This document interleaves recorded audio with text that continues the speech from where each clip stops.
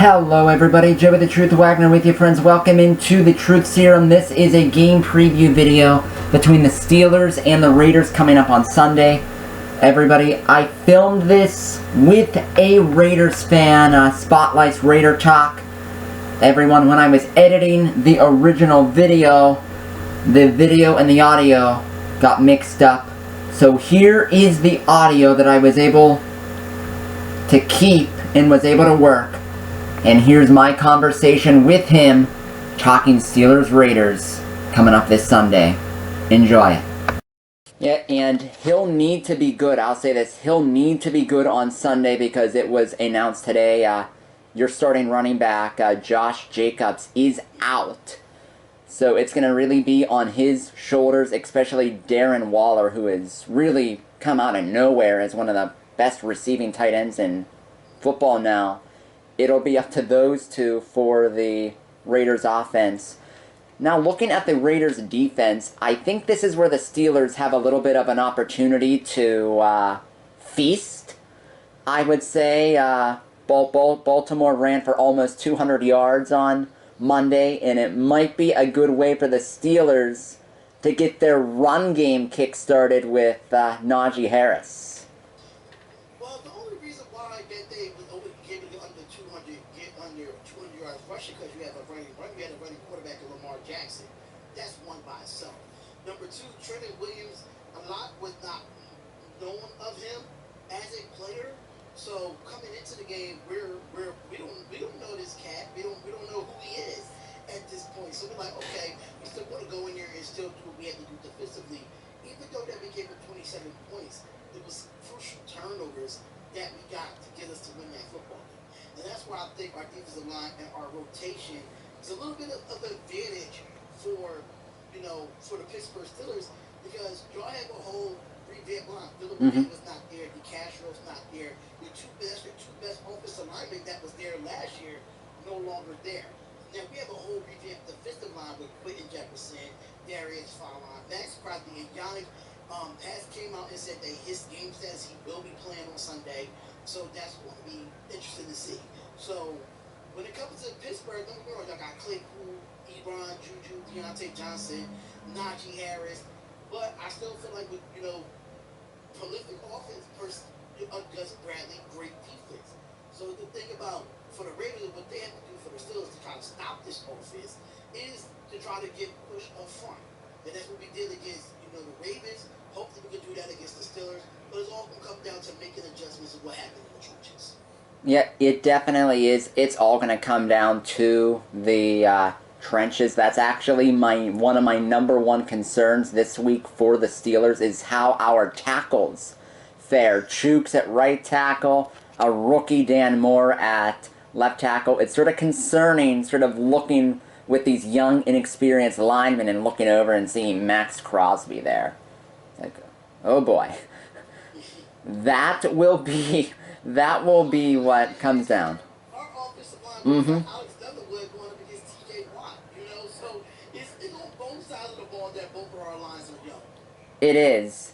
It is. It definitely is going to be a great game. And before we give our scores with who's going to win, I would say, who do you think is going to be the MVP on the field on Sunday, Spotlight?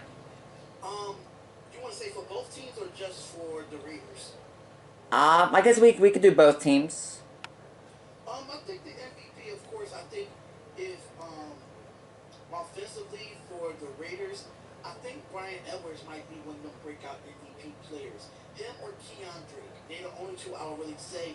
We already know what we expect from Derek Carr. We already know what we expect from Darren Waller.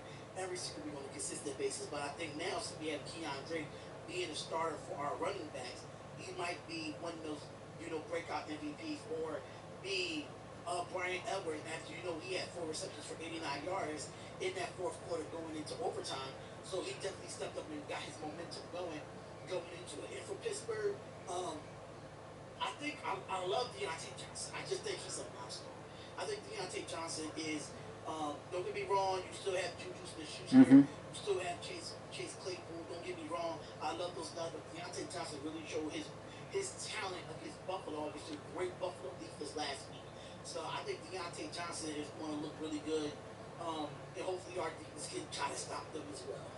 Yeah, Deontay has turned out to be a steal for a third-round pick. He was a steal, and what's sort of funny is that when he was coming out of college and into the NFL, his comp was Antonio Brown, and if I'm not mistaken, the pick the Raiders, one of the picks we got from the Raiders for Antonio Brown was used on, on Deontay Johnson. Small world, right? Yes. We both had to put up with the knucklehead of Antonio Brown, so yeah. Yeah, we at least got Hall of Fame caliber play for 9 years out of him, right. though. Yeah. I don't know what we got from him, so he didn't even play for us, so he's not really a Raider, for real.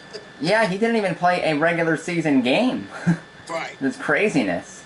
But I'll say the MVP, I'll say for the Raiders, it would be Max Crosby. Because if there's anything that could wreck this game for the Steelers, it would be Max Crosby getting after Big Ben. I have to say my Steelers MVP, I have to say look out for the rookie tight end, Pat Freiermuth, our second-round pick. I think the Steelers are going to want to focus on taking over the middle of the field on Sunday, something they really didn't do much against the Bills, but something I think they'll really try to go after against Vegas.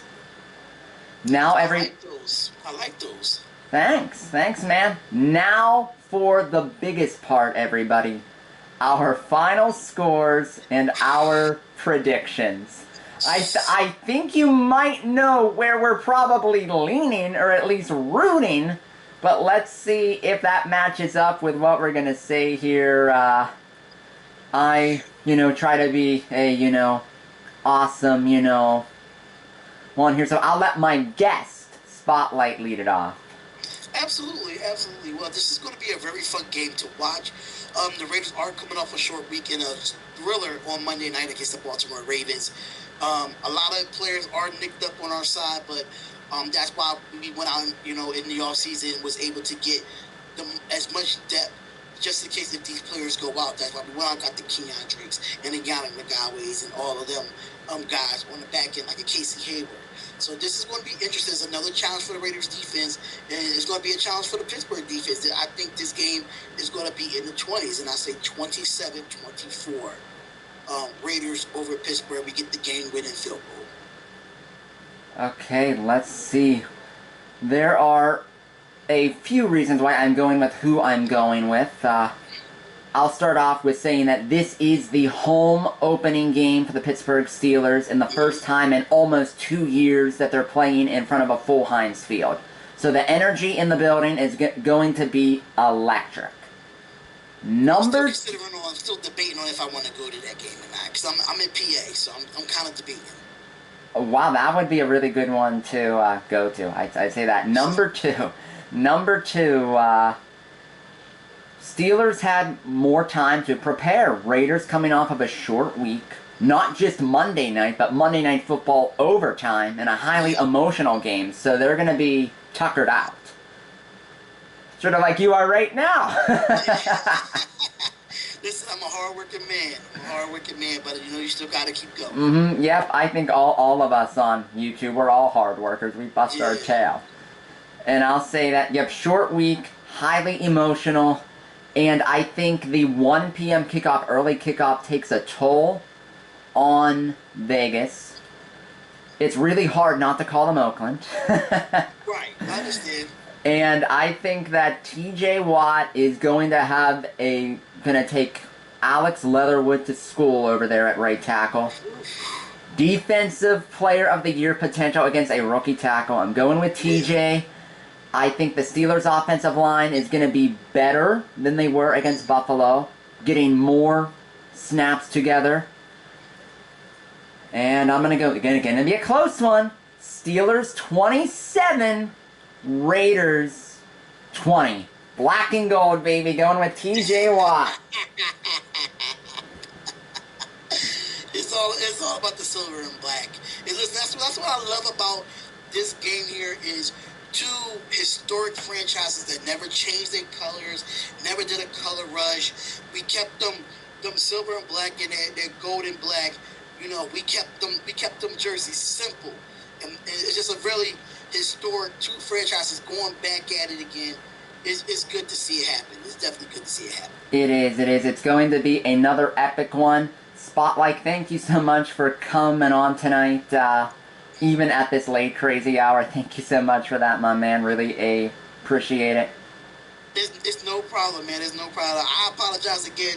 I was doing other shows, but I am here to able to get this preview out the way. And thank you for having me. I really do appreciate it. Awesome, awesome. The black and gold against the black and silver Sunday, 1 p.m. I know I'll be on the call. I'm guessing you will too? I will probably be on the call if I'm not actually at the game.